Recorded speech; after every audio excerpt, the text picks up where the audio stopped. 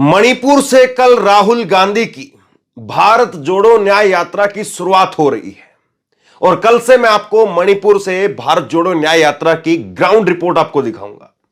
कैसे यात्रा होती है, राहुल क्या कहते हैं, कांग्रेसी क्या कहते हैं और इस यात्रा के जरिए क्या कुछ हो सकता है वो समझने की कोशिश करेंगे। लेकिन आज यात्रा की शुरुआत से पहले दो बड़े घटनाक्रम हुए, दो बड़ी खबरें आज यात्रा की शुरुआत से पहले आई और इन दोनों खबरों को जरा समझिए आप। देखिए, कहा जाता है कि आप कोई बड़ा काम करने जा रहे हैं और उस बड़े काम से पहले अगर कुछ अच्छी चीजें हो जाएं तो निश्चित तौर पर फिर आपको ताकत भी मिलती है, शक्ति भी मिलती है और आपका जो मोराल है वो काफी हाई हो जाता है। अब राहुल गांधी को आज जिस तरह से दो जगह पर बड़ी कामयाबी मिलती हुई दिखाई दे रही है और बीजेपी के ऊपर इंडिया गठबंधन भारी पड़ता हुआ दिखाई दे रहा है, इस बात को लेकर के मीडिया में चर्चा नहीं होगी, लेकिन इस बात को मैं आपके सामने आंकड़ों के साथ बताता हूं। आज दो बड़ी घटनाक्रम क्या क्या हुआ, पहले मैं उसके ऊपर बात करूंगा, फिर कैसे इंडिया गठबंधन पर जो है इंडिया गठबंधन बीजेपी पर भारी पड़ रहा है। पहला बड़ा आज का जो घटनाक्रम हुआ, आज की जो पहली बड़ी खबर निकल करके सामने आई वो ये निकल करके सामने आई कि मल्लिकार्जुन खड़गे को इंडिया गठबंधन का चेयरपर्सन बना दिया गया। आज वर्चुअली बैठक हुई। वर्चुअली बैठक में तमाम पार्टियों के नेता, इंडिया गठबंधन के तमाम पार्टियों के नेता वो वर्चुअली जुड़े, यानी जिस तरह से जूम मीटिंग पर जुड़ते हैं उसी तरह से कुछ तस्वीरें आप देख भी रहे होंगे। कैसे जो है वो शरद पवार हैं वो तस्वीरों में आपको दिखाई दे रहे हैं, राहुल गांधी, मल्लिकार्जुन खड़गे, अरविंद केजरीवाल, तमाम नेता जुड़े। इसमें ममता बनर्जी और अखिलेश यादव की पार्टी की तरफ से अखिलेश यादव जो है वो नहीं आए, बाकी तमाम नेता आए। लेकिन एक और बड़ी इसके साथ में बात हुई कि नीतीश कुमार के नाम का प्रपोजल कांग्रेस की तरफ से रखा गया संयोजक पद के लिए कि आप संयोजक बनिए और मल्लिकार्जुन खड़गे को चेयरपर्सन बना दिया जाए। लेकिन जो प्रपोजल रखा गया उसका किसी ने विरोध नहीं किया। नीतीश कुमार के प्रपोजल का किसी ने विरोध नहीं किया कि नीतीश कुमार को संयोजक क्यों बनाया जा रहा है, लेकिन नीतीश कुमार ने खुद से जो है उसको सम्मान के साथ में मना कर दिया। कहा कि मुझे किसी पद की लालसा नहीं है, मैं काम करने के लिए तैयार हूं। पहले भी इस गठबंधन को जो है वो उठाने में, तैयार करने में मैंने जो अब कुछ कर सकता था वो मैंने किया और उसके बाद में अब यहां पर इस गठबंधन को और आगे कैसे ले जाया जा सकता है उसके लिए मैं काम करता रहूंगा। पद की लालसा नहीं है, कांग्रेस की तरफ से ही कोई अगर संयोजक बने तो बेहतर होगा। मतलब कांग्रेस के ऊपर जो चीज लग रही, एक बड़ा जो है वो सवाल खड़ा हो रहा था कि कांग्रेस पार्टी क्यों आखिरकार, या राहुल गांधी, मल्लिकार्जुन खड़गे क्यों आखिरकार जो है वो नीतीश कुमार को संयोजक नहीं बना रहे हैं। तो आज कांग्रेस पार्टी की तरफ से प्रस्ताव रखा गया और इस प्रस्ताव को जो है वो नीतीश कुमार ने सम्मान के साथ में ये कहते हुए वापस कर दिया कि आप लोग बनिए, मुझे पद की लालसा नहीं है, मैं काम करने के लिए तैयार हूं। तो एक बड़ी घटनाक्रम जो है वो आज इंडिया गठबंधन के अंदर हुई, क्योंकि इससे पहले संयोजक पद को लेकर के जब सवाल खड़े हो रहे थे और इस बीच में आज बयान निकल करके सामने आया शरद पवार का भी, और शरद पवार ने कहा कि संयोजक की कोई खास आवश्यकता नहीं है, सभी पार्टी प्रमुखों की एक कमेटी बनेगी,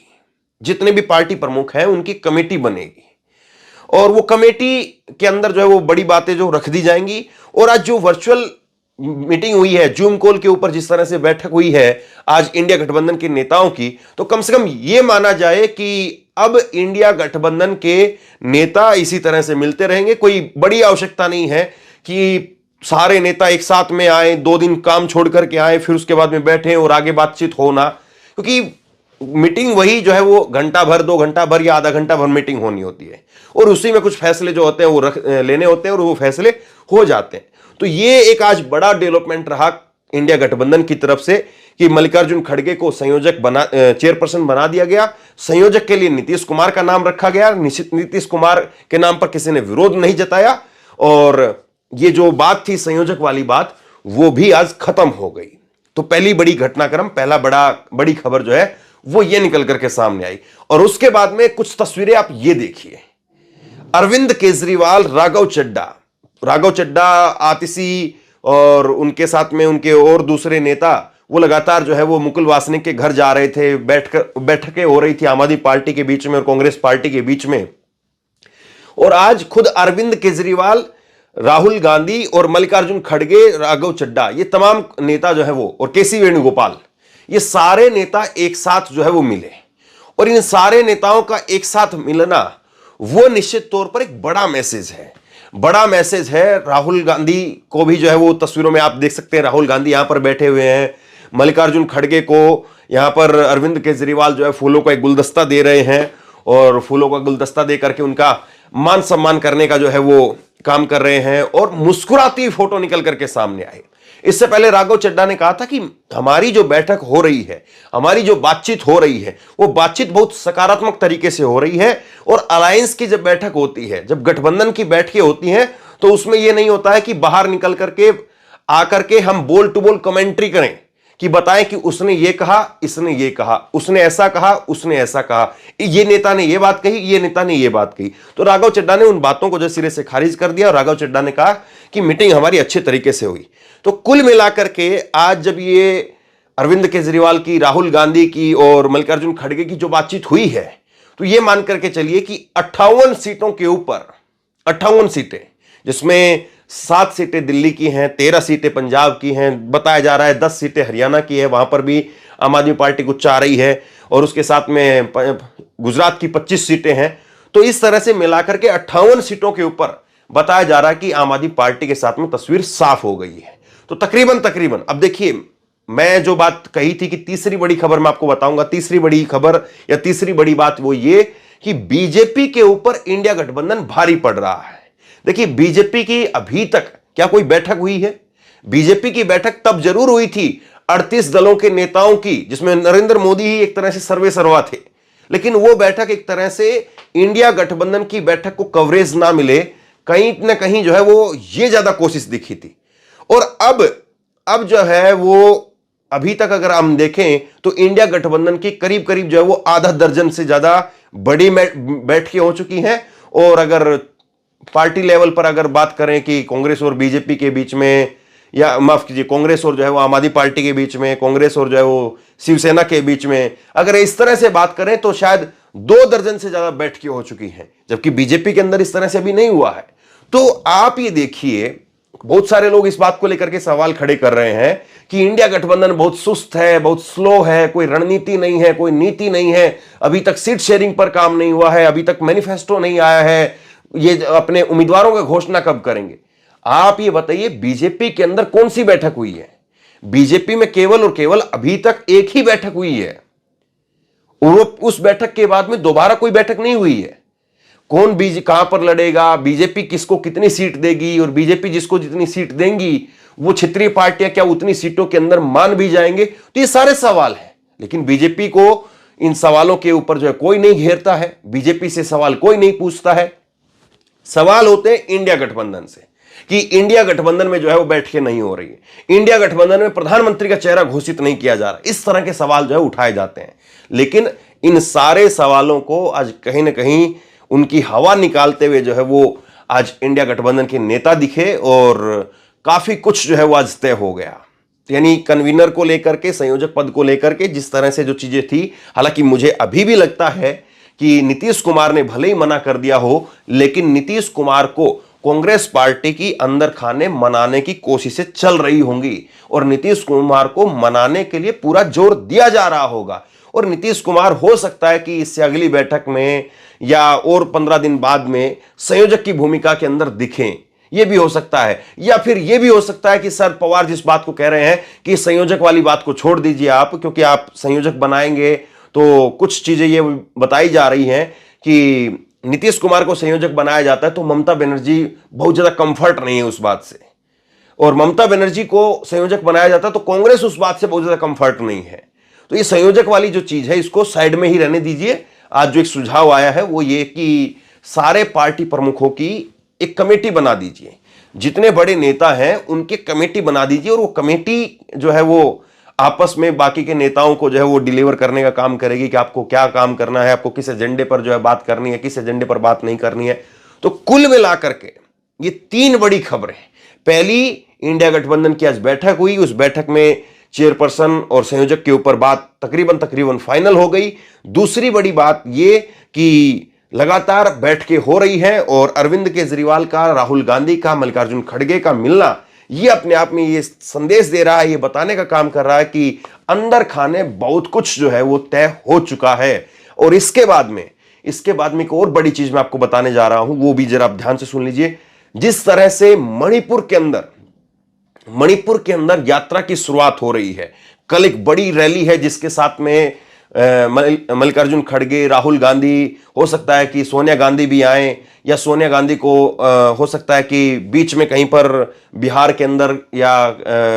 बंगाल में या यूपी में बड़ी रैली करके वहां पर बुलाने का प्रोग्राम हो। तो सोनिया गांधी को लेकर के अभी क्लैरिटी नहीं है कि सोनिया गांधी आ रही हैं या नहीं आ रही हैं। बहुत हद तक जो है वो मुमकिन है कि सोनिया गांधी नहीं आए, लेकिन और इंडिया गठबंधन के कई नेता आ रहे हैं, यह भी खबर है। अब वो कौन कौन नेता आ रहे हैं, आज प्रेस कॉन्फ्रेंस हुई, जयराम रमेश की अभी प्रेस कॉन्फ्रेंस हुई कुछ देर पहले, और जयराम रमेश की प्रेस कॉन्फ्रेंस में जब ये सवाल पूछा गया तो उन्होंने कहा कि ज्यादातर नेता आ रहे हैं, लेकिन हम इस रैली को, जो कल की रैली है, हम उसको इस तरह से नहीं कर रहे हैं कि सारे इंडिया गठबंधन के नेताओं को बुला करके यहां पर कोई शक्ति प्रदर्शन करें। हम यहां से मणिपुर से एक संदेश देश को देना चाह रहे हैं कि ये भारत जोड़ो न्याय यात्रा है, और न्याय की सबसे ज्यादा दरकार वो मणिपुर के लोगों को है, मणिपुर के लोगों को जरूरत है। और मणिपुर के लोगों की ये जरूरत पूरा करने के लिए, मणिपुर के लोगों का घाव भरने के लिए, मरहम लगाने के लिए राहुल गांधी अपनी यात्रा को वो शुरू कर रहे हैं यहां से। और जो बड़ी बात कही गई है वो ये कही गई है आज प्रेस कॉन्फ्रेंस के अंदर जयराम रमेश की तरफ से कि ये यात्रा जो है वो करीब करीब जो है वो रोजाना 100 किलोमीटर के आसपास तय करेगी, क्योंकि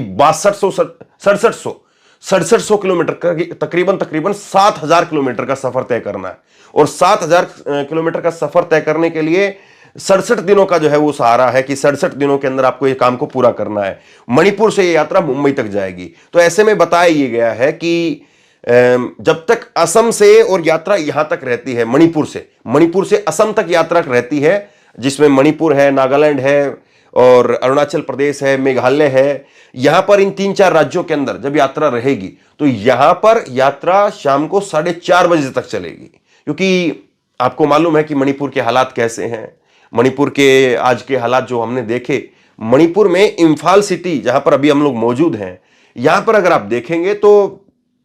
बहुत शानदार शहर है, और ऐसा लगता है कि एक बहुत अच्छा जो है वो हिल स्टेशन जो है वो बन सकता है, क्योंकि चारों तरफ पहाड़ियां हैं, जंगल हैं, बहुत शानदार दृश्य है। सुबह जो है बड़ी चटकीली, दोपहर के अंदर बड़ी चटकीली धूप निकली हुई थी, तो बहुत शानदार गजब नजारा था। और पानी की जो है वो नहर नुमा जो है वो नहरें हैं, तो बहुत अच्छा जो है नजारा है। और ऐसा लगता है कि जो ये 2 गुटों के अंदर जिस तरह से लगातार संघर्ष हो रहा है, और उस संघर्ष की वजह से सैकड़ों लोगों की जानें जा चुकी हैं, हजारों की तादाद में लोग विस्थापित हो चुके हैं, अपने घरों को छोड़ करके जा चुके हैं। तो ऐसे में एक